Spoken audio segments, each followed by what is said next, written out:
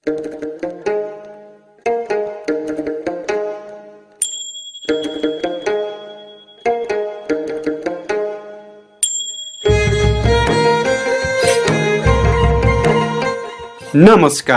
म अम्बिका हाङबाङ अंग्रेजी सिकाइ रेडियो कार्यक्रममा यहाँहरूलाई स्वागत गर्छु। चैत 11 गते यता देश लकडाउनमा छ। के गर्दै हुनुहुन्छ कुन्नी? आज पनि रेडियोको माध्यमबाट शिक्षा लिने उद्देश्यका साथ उपस्थित भइसकेका छौं, हैन? विद्यार्थी भाइ बहिनी हो, अब रेडियो सेटको नजिक आउनुहोस् है। यो अंग्रेजी सिकाइ रेडियो कार्यक्रम हरेक दिन यसै समयमा रेडियो तमुर 102 मेगाहर्ज, रेडियो अठराई 101.2 मेगाहर्जमा सुन्न सक्नुहुनेछ। नोटबुक, कलम, पाठ्यपुस्तक र रेकर्ड गर्न मिल्ने सामग्री तयारी अवस्थामा पक्कै राख्नु भएकै होला, होइन? यदि छैन भने तयार गर्दै गर्नुहोस् ल। आजको बसाइमा अनिवार्य अंग्रेजी विषय अन्तर्गत कक्षा 12 को द हेरिटेज अफ वर्ड्स भित्रको एक कविता ट्राभलिङ थ्रु द डार्क को बारेमा चर्चा गर्नेछौँ। विद्यार्थी भाइ बहिनीहरू तयार हुनुहुन्छ होइन? आजका प्रस्तुतिका झलकहरू। Traces the conflict between responsibility and emotional aspects of life. The traveler decided to throw the dead body into the river. विद्यार्थी भाइ बहिनीहरू ढिला नगरी आजको बसाई सुरु गरिहालौं। प्रस्तुति सहित आउँदै हुनुहुन्छ युवराज गौतम। ल त अब कक्षा कोठामै प्रवेश गरौं, हुन्छ हैन?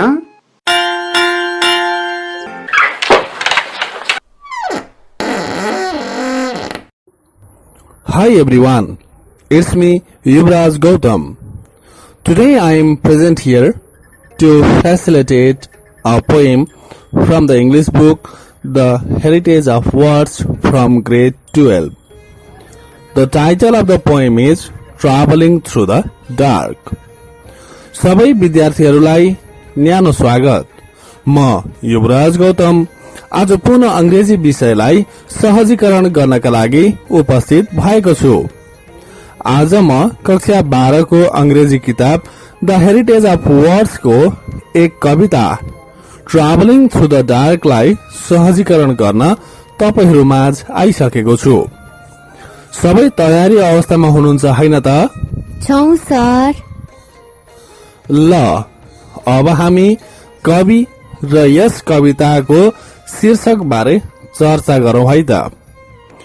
यो कविता एक अमेरिकन कवि स्ट्याफोर्ड विलियम STAFFORD स्ट्याफोर्ड WILLIAM विलियम ले लेखेका हुन्। उनले यस कविता मार्फत मानव जीवनमा हुने दायित्व र भावना अर्थात रेस्पोन्सिबिलिटी एन्ड इमोशन्स बीचको द्वन्द्वले निर्णय क्षमतामा पार्ने असर र कसरी निर्णय लिँदा ठिक होला भन्ने कुरा उल्लेख गरेका छन्। सर, केही मान्छेले मनको कुरा सुनेर त केही मान्छेले दिमागले सोचेर निर्णय लिन्छन्, त्यस्तै हो? हो, त्यस्तै हो, तर अवस्था अनुसार फरक तरिकाले लिनुपर्ने हुन्छ। सर, फेरि यो शीर्षक पढ्दा त अँध्यारोको यात्रा भन्ने पो छ त। के यो अँध्यारोमा गरेको यात्राको वर्णन हो? हो, तिमीले ठीक भन्यौ। यो कवितामा कविले अँध्यारोमा यात्रा गर्दा भोगेको एक घटनामा आधारित छ। तिमीहरूले कहिले अँध्यारोमा यात्रा गरेका छौ? छैन सर, अँध्यारोमा त धेरै डर लाग्छ मलाई त। बाटोमा होइन, मलाई त घरको आँगनमा पनि निस्कन डर लाग्छ। ल त्यसो भए अब कविको अँध्यारोको यात्रा बारे पढौं है त। हुन्छ sir.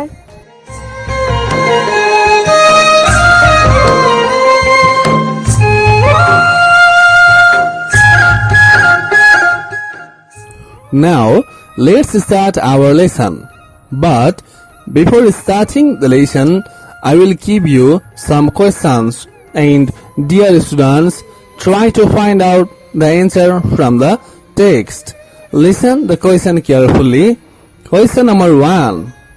What decision did the traveler make? Listen again. What decision did the traveler make? Similarly, question number 2.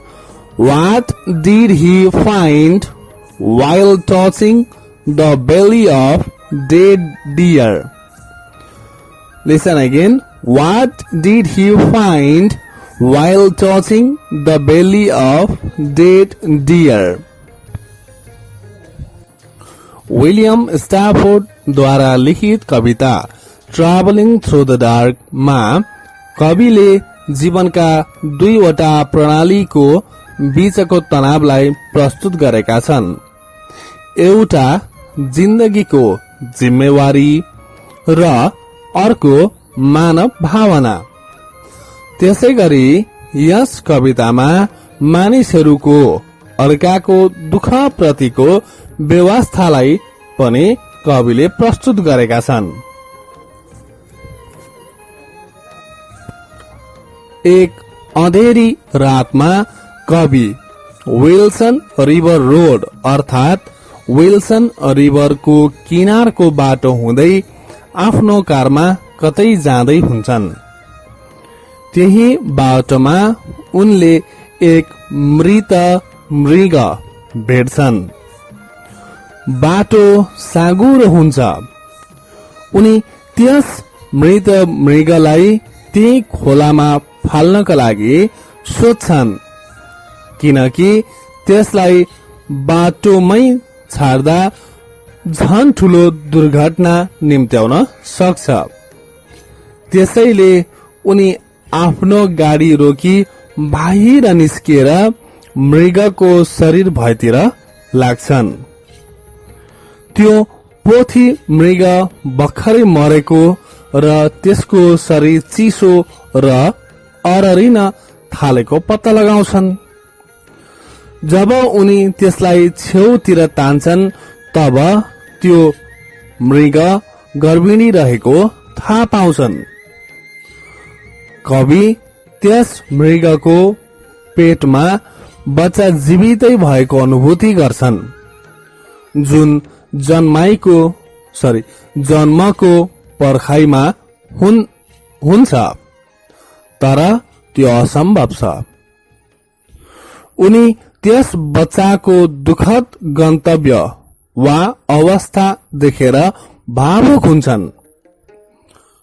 अब कवि यस्तो अवस्थामा के गर्ने भनेर दुविधामा पर्छन्, किनकि एकातिर मृत मृग जसको पेटमा जीवित बच्चा छ भने अर्कोतिर बाटोमा हुन सक्ने थप दुर्घटना।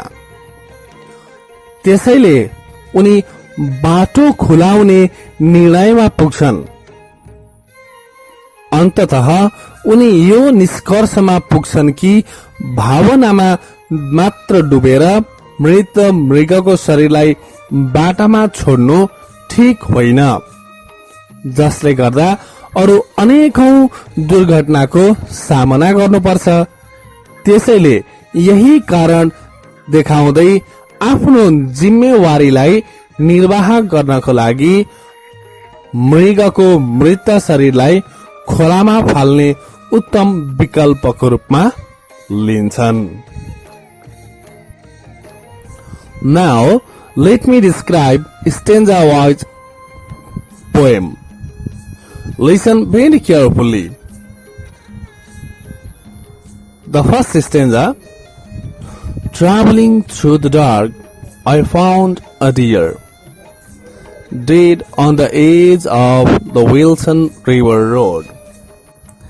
It is usually best to roll them into the canyon. The road is narrow. To swerve might make more dead. यसको अर्थात विल्सन रिभरको किनारको बाटोमा अँध्यारोबाट यात्रा गर्दा मैले एक मृत भेटे, जुन सामान्यतया खोलामा फाल्नु नै उत्तम हो, किनकि बाटो साँघुरो छ र यदि त्यही छोडियो भने अन्य गाडीले दिशा परिवर्तन गर्दा झन धेरै मृत्यु हुन सक्छ वा दुर्घटना हुन सक्छ। Similarly, the next stanza, by glow of the tail light, I stumbled back of the car and stood by the heap, a doe, a recent killing. She had stiffened already, almost cold. I dragged her off. She was large in the belly.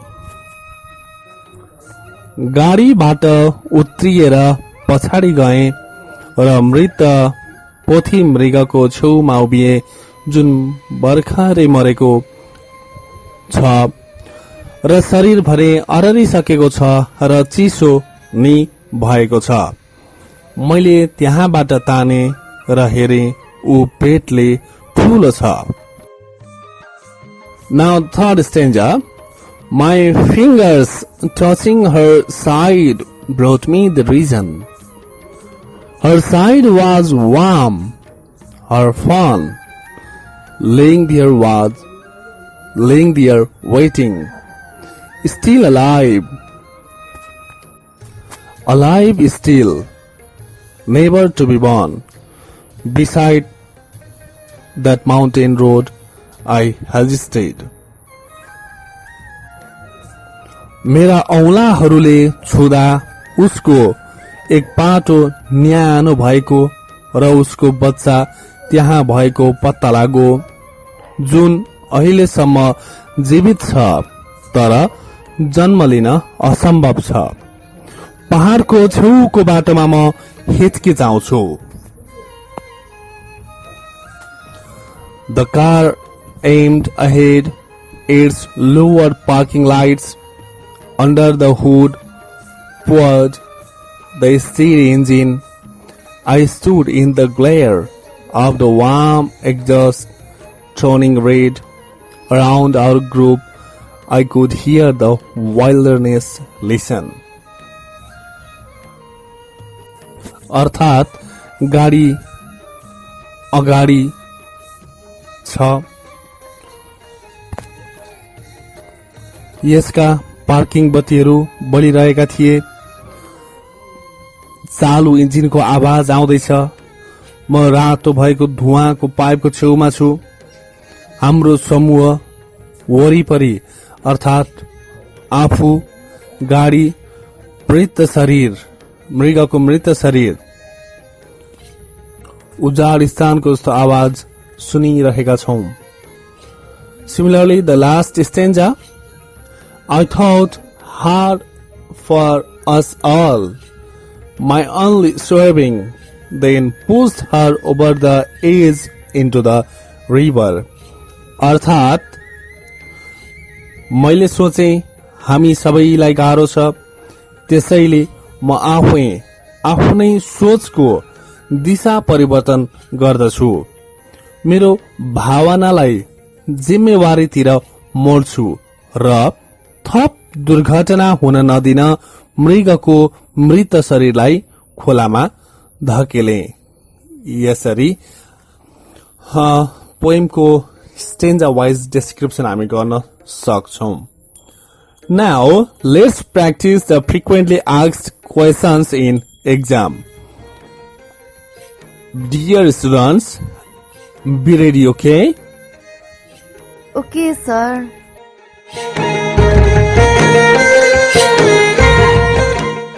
Now, listen the summary or central idea of the poem. The poem, Traveling Through the Dark, traces the conflict between responsibility, and emotional aspects of life. It also shows how the poet was touched by the death of a pregnant joy. On a dark night, the poet was driving his car on Wilson River Road. On the edge of the river, he found a dead deer. The road was not wide enough. He thought that it would be better to push it into the gorge because it might cause accidents. So he stopped his car and went to the deer. He found that it was a doe and had been killed recently. When he dragged it, he realized that it was pregnant. As he observed its belly, he felt that the baby inside her, fawn, baby mean deer's baby is fawn, was still alive and was waiting to be born, which was entirely impossible. He became too emotional when he thought about the tragic destiny of the fawn. He was in great dilemma about what to do in that critical situation, due to which the street was blocked. Then he decided the road to be opened immediately to minimize the possible accidents. Ultimately, he reached to the conclusion that it would not be practical to leave the dead body of doe in the street. So, using this reason, he opted to throw it into the gorge that he regarded as the best alternative to perform his responsibility.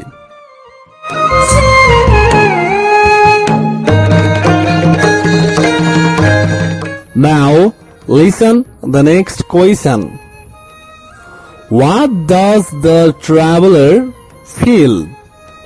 What does the traveler feel when he touches the dead doe? Now listen the answer. When the traveler touches the side of the dead doe, he feels warmth. He finds that the doe is pregnant. Her fawn is still alive in the womb, but impossible to born. He feels pity and feels sad on the fawn. He thinks about the fate of the fawn because of its tragic destiny. Now, listen the next question. Do you agree with what the narrator did and why? Now listen the answer. Yes, I agree with what the narrator did. The doe had already been killed. The fawn inside the belly was still alive, but he knew that it was impossible to take him out alive. He was not a doctor and not at the right place at the right time. He was alone there and had to travel. He did not have any other option besides putting the dead doe into the river.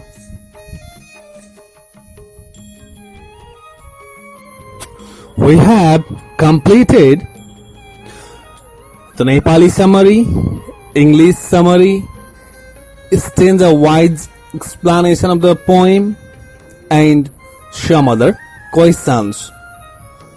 Now, dear students, can you give me the answer of the questions asked before starting the lesson?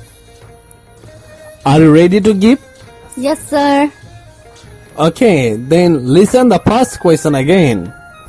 What decision did the traveler make? The traveler decided to throw the dead body into the river. Good answer. Now, listen to the next question. What did he find while touching the belly of dead deer? Listen again. What did he find while touching the belly of dead deer? He found that the doe was pregnant while touching the belly. Absolutely correct. That means you listened very carefully while facilitating this lesson.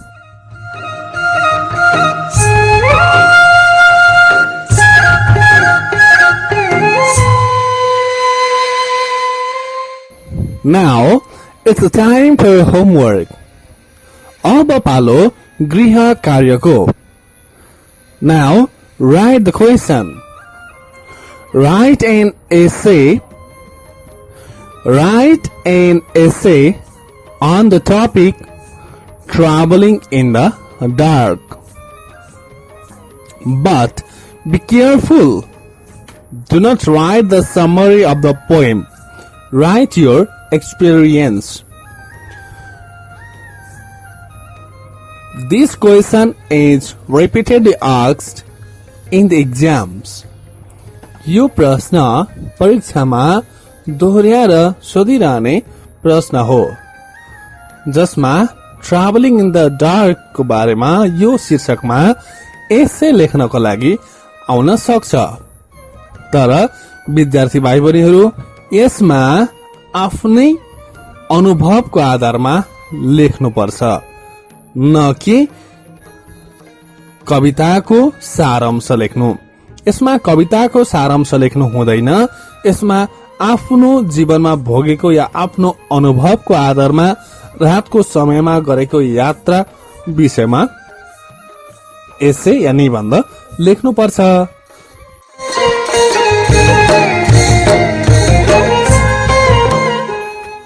Okay, dear students, Thank you very much. Today, this much only. See you soon in the next program. Bye. Yuvraj Gautam सरलाई धन्यवाद। कार्यक्रम कस्तो लाग्यो त? आजको बसाई सिकाइमूलक पनि होला। कार्यक्रम सुन्दै प्रश्न तथा जिज्ञासा टिप्पण गर्नुभएकै होला, होइन? प्रश्न तथा जिज्ञासा अंग्रेजी सिकाइ रेडियो कार्यक्रमको Facebook page @RADIO EDUCATION SPF को इनबक्समा र RADIO PROGRAM SPF @gmail.com मा पठाउन सक्नुहुनेछ। प्रश्न तथा जिज्ञासाको समाधान सहित थप सिकाइको लागि भोलिको कार्यक्रममा पुनः भेट हुने नै छ। पठन पाठनको क्रममा कुनै जिज्ञासा भए निम्न ठेगानामा सम्पर्क गर्न सक्नुहुनेछ। ठेगाना र सम्पर्क टिप्न तयार हुनुहोस् है।